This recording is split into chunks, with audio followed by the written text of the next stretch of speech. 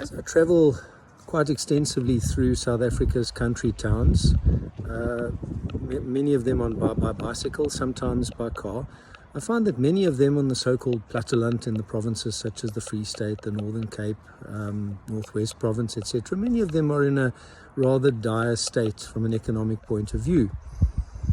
The reason often is that the industry that sustained them, or the reason that the main industry that was their reason for being there in the first place, has shut down perhaps or scaled back. For instance, a mine that might have closed down, a national road that might have got diverted, or a railway, or the railway is closing down in a railway junction town, for instance, or agriculture in that region that may not be performing so well. And so we find stagnant economies with low levels of economic opportunity, high levels of unemployment, and high levels of poverty.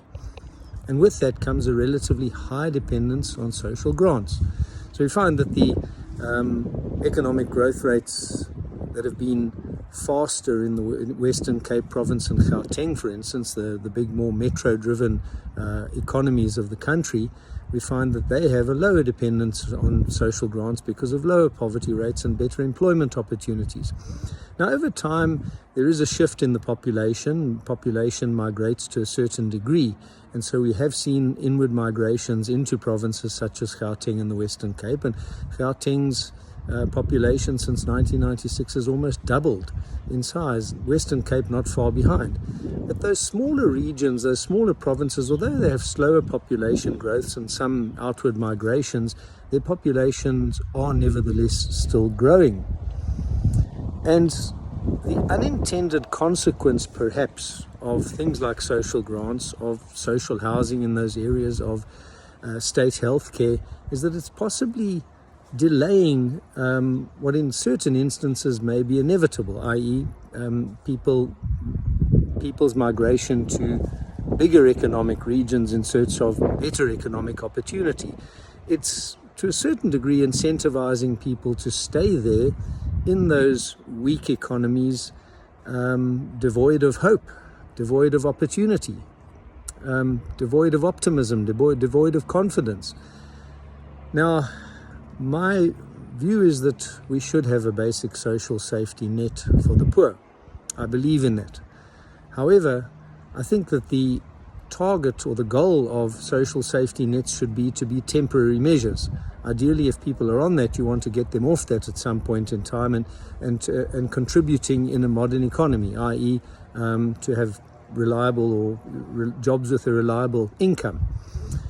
But the problem is, where there's this high dependence on social grants, for instance, that's where the economic opportunity is often at its lowest. And if people are incentivized to stay there because of this income that they receive, that can sustain them there, we're not really moving them towards being off the social grants and in the modern economy once more.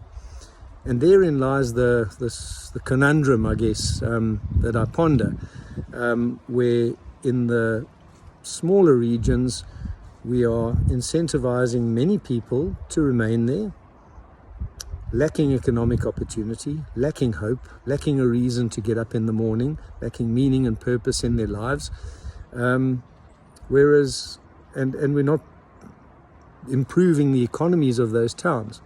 I think what needs to be done is not just for people to migrate to the bigger centres. I'm not sure that the bigger centres would be able to cope with that population inflow. They're already under pressure. But ideally then, we have to take steps to bring more of the economy to the smaller centres. Now, I think it's unrealistic for every country town whose main industry has died to be revived. I don't think that's always realistic.